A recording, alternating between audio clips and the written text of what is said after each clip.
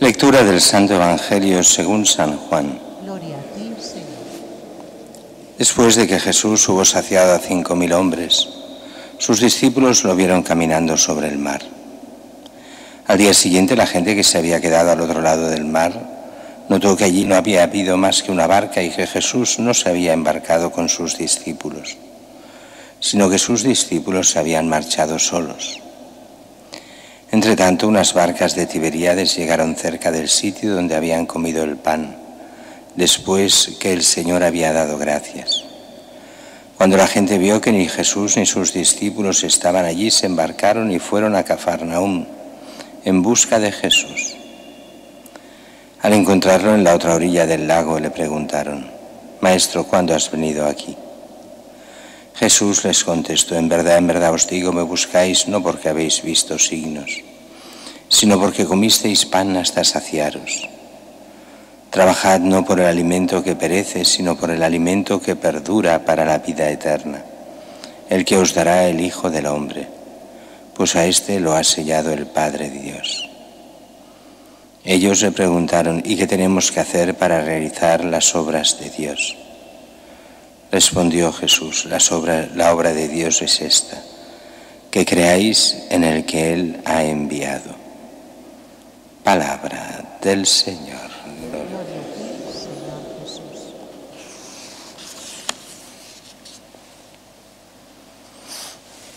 La primera lectura vemos esta discusión, o empezamos a verla, aunque no es una discusión en sí mismo, de Esteban, el diácono. En realidad el sábado habríamos visto, si no hubiera sido la fiesta de Felipe y Santiago apóstoles, hubiéramos visto como primera lectura el texto de la institución de los diáconos.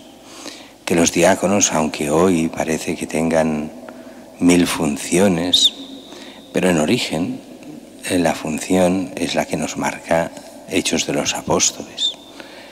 Es el actuar en nombre de los obispos para la caridad. Los obispos, como los sacerdotes en general, nos servimos para lo que hoy llamamos caritas, porque nos toman el pelo como quieren la gente. Y se necesita gente especializada, gente que sepa ver bien las cosas y que de esta forma no haya esas críticas contra el cura o contra el obispo que había en aquella época, que era que a unos los trataba bien, a otros mal, cuando en realidad es que no servían para esto. Lo suyo era otra cosa. Y eso continúa pasando también hoy. Por eso los diáconos en origen es esto, es la mano caritativa de la Iglesia, que en vez de llevarla el obispo o el sacerdote, la lleva el diácono. Pero también era gente de fe y de mucha fe. Y Esteban era uno de estos 7 diáconos de la iglesia, de los primeros 7 diáconos de la iglesia de Jerusalén. Recordemos que en la historia de la iglesia los diáconos, sobre todo en los primeros siglos, tuvieron mucha importancia. Tanta que ahora que estamos en época de conclave, muchos papas fueron diáconos, no eran ni sacerdotes ni obispos, y fueron elegidos entre los diáconos, sobre todo en los primeros siglos de la Iglesia. Después esto ya fue desapareciendo y ya siempre ahora es entre los cardenales, entre ellos mismos. Aunque eso de los cardenales es una tradición bastante moderna, es de mediados del siglo XI.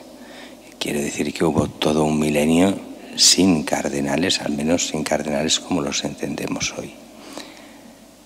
Esteban, mano derecha de Pedro y de los apóstoles en el y de Santiago, el que es el obispo de Jerusalén, el que organiza junto a los otros diáconos toda la acción caritativa de la Iglesia, pero también es de los que hablaba de Cristo y llevaba el apostolado. Y aquí vemos cómo realizaba prodigios, signos en medio del pueblo, pero unos cuantos de las sinagogas se ponen, de la sinagoga llamada de los libertos, oriundos, dice, de Cirene, Alejandría, Cilicia y Asia. Todo eso hace pensar que que hablaban griego, que eran griegos de origen, y también nos hace pensar que el mismo Esteban era de los griegos. Recordemos que el problema para hacer diáconos es que habían las dos comunidades, la que era más aramea y la que era griega, y unos se quejaban que ayudaban más a unos que a otros, y Esteban, por el nombre, tiene apariencia de ser de origen griego, no arameo.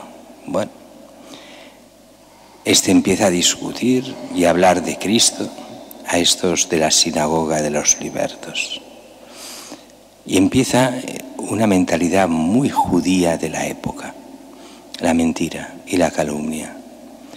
Es muy curioso ver cómo en documentos antiguos, si algo se criticaba a los judíos, era su capacidad de mentir. Todos no, claro, pero muchos sí. Es aquello mismo que Jesús llama a los fariseos hipócritas. Jurar por el templo, jurar no importa, puedes mentir. Jurar por el tesoro del templo, eso obliga. Hipócrita, ¿pero de qué vas?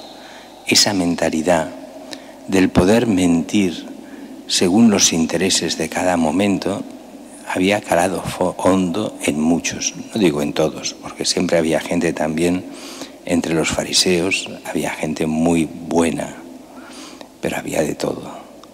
Y entre los judíos, y esto se ve en el juicio a Jesús con el Sanedrín, no les importaban las mentiras, van a la suya. Lo importante es hacer lo que ellos quieren y conseguir lo que ellos quieran en cada momento. Bien, hemos oído palabras blasfemas contra Moisés y contra Dios, y alborotaron al pueblo, a los ancianos, a los escribas. Lo agarraron, lo condujeron al Sanedrín presentando testigos falsos que decían: este individuo no para de hablar contra el lugar santo, contra la ley, pues le hemos oído decir que este Jesús el Nazareno destruirá este lugar y cambiará las tradiciones que nos dio Moisés. Todos en el Sanedrín ven a Esteban y dicen, lo ven como si fuese un ángel, parecía un ángel. Mañana veremos la continuación del protomártir Esteban, del primer mártir que da la vida por Cristo de forma consciente, Esteban. Mientras que el Evangelio de hoy, continuamos este capítulo 6 de San Juan, que es el capítulo del discurso del pan de vida.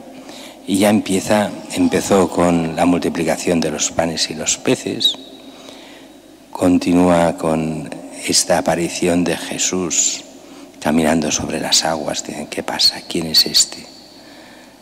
Y van buscando a Jesús porque querían hacerlo rey, porque han visto ese supermilagro de la multiplicación, los panes y los peces.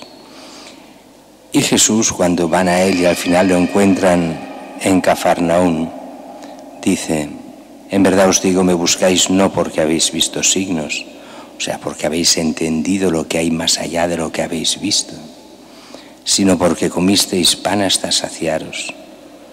Trabajad no por el alimento que perece, sino por el alimento que perdura para la vida eterna, el que os dará Dios, el Hijo del Hombre. ¿Y qué tenemos que hacer para realizar las obras de Dios? Y eso que preguntan a Jesús vale para todas las generaciones, también para la nuestra. La obra de Dios es esta, que creáis en el que Él ha enviado, que creamos en Cristo, pero cuidado, no al estilo protestante. Yo creo en Dios, ya soy salvo. No, no es eso.